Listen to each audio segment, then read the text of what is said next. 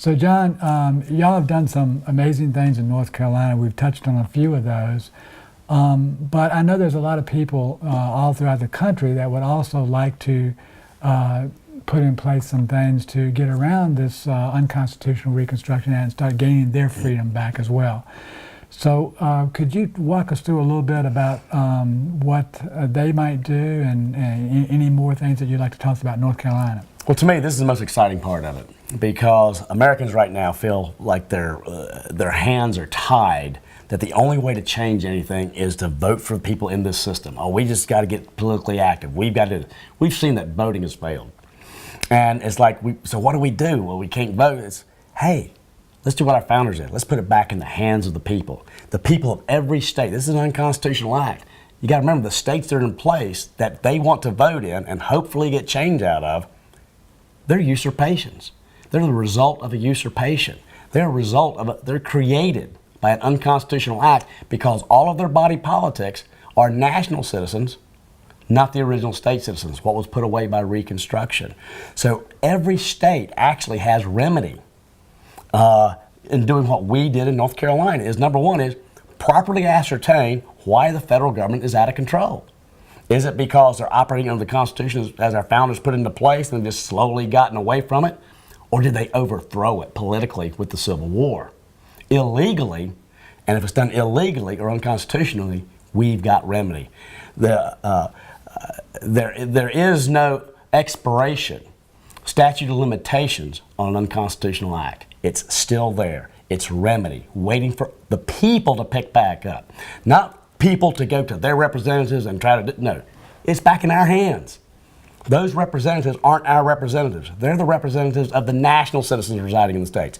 We want to put back in place representatives of the free people of the United States. Let's get the free people of the United States back in having their own government and being sovereign states again. So basically, what you've got here is, what is the remedy? Because most people say, well, Reconstruction was only on the southern states. You know, these ones done by military force. And so we created 3 different categories of states by Reconstruction. We had the ones that were directly reconstructed by military force, those 10. Then we have the ones that, because they were forced to adopt the 14th Amendment and make it part of the national Constitution, the ones whose citizenship, as soon as the 14th Amendment was ratified, their citizenship lawfully changed from state citizens to 14th Amendment U.S. citizens. And so that's a bunch of the states right there. And then you've got the what about the states that came in after Reconstruction? You know, the ones that are being created out of the territories, Colorado, North Dakota, Montana, Hawaii, Alaska. Well, we've got the Northwest Ordinance. And the Northwest Ordinance is part of our laws, which says that these territories, once they have enough people, can organize, create a form of government and admit that in, and then they get to come into the Union on equal footing with the original states. Well, these states, as they are now with national citizens, did not come in on equal footing with the original states. The original states came in on a footing of sovereignty of the people of that state. All of these states came into the Union as subjugated citizens subject to Congress, nationalized citizens who don't have state rights, cannot enjoy the full embodiment of the U.S. Constitution. So in order to achieve this, what are the costs and risks to individuals in adopting this remedy? Well, number one, this is a legal legal process. We have an absolute legal right to do this. Mm-hmm. Is it scary? Is it outside the box? Absolutely. Are people going to be scared of it? Yes. But if you take counsel in your fears and do nothing, then the system just stays in place. Mm-hmm. Fear comes because this is a powerful entity. The issue is are we brave enough? Are we willing to stand up for this? Because you can only gain what you're willing to risk. If you want to gain your freedom, you have to risk your freedom by the person who wants to enslave you. And so we've got to become a people who are emboldened by the truth, by the law, who are tired of being bullied by the federal government and these laws they pass, and say, you know what, we've had enough. It's time to stand up. And that's what we're looking for, the people who say, man, I want to stand up. I want to fight for freedom in America again. And those are the people we're going at. Is there going to be fearful moments for people? Yes. Are there going to be risks? Yes. But also, you want to minimize those risks. We're not talking for people to have knee-jerk reactions. You don't have to stand up all at once. You want to look at this. We want to start, and this is where a lot of discussion needs to take place of what can I do as an individual. You don't have to jump off the cliff at the very beginning. Well, and I think that's one of the beauties of this solution. It's very elegant. One of the techniques that you use so much is it takes the burden of proof off of the individuals who are in the movement and places it back on this illegitimate government by forcing them to prove their legitimacy, and that's where it kind of breaks down. So tell the folks a little bit about how that y'all use that technique successfully in North Carolina. Great question. So yeah, what we did by doing this, we reestablished the state. We gave notice, legal notice to the system, to I think it was Bill Clinton and Jim Hunt at the time in 1997, that we're reestablishing this. Well, now, they're not going to recognize it. They don't want to And so what we do is, I haven't had a driver's license in, 18 years or so we get pulled over by the system. And they take us into court. And our argument is, they're not lawfully created. But in a good faith effort to resolve this issue, we're going to make a special appearance in the court to address this, just so they can prove they're a lawfully created state before they can say, I'm subject to them. I've got to have their license. I've got to do whatever they say. Because if they're an unconstitutionally created state, they're a nullity in law. I have no obligation to obey a nullity in law.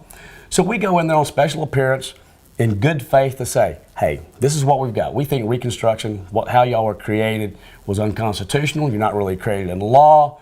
And if you will prove you're a lawfully created state, Reconstruction was lawful, it was constitutional, Congress had the power to do it, then I will get your license. I will do whatever you say, because then you're a legal entity.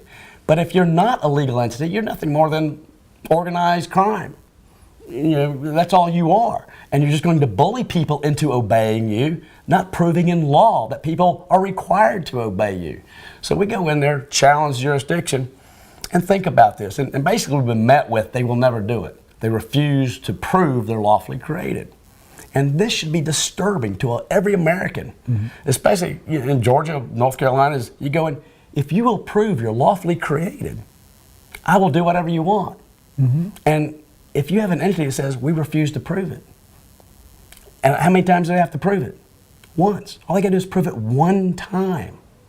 And then we recognize them, and this movement that we're talking about here goes away. We have no legal foundation, but we're going to stand on our legal foundation and challenge them, keep going at them, go at them, be tenacious.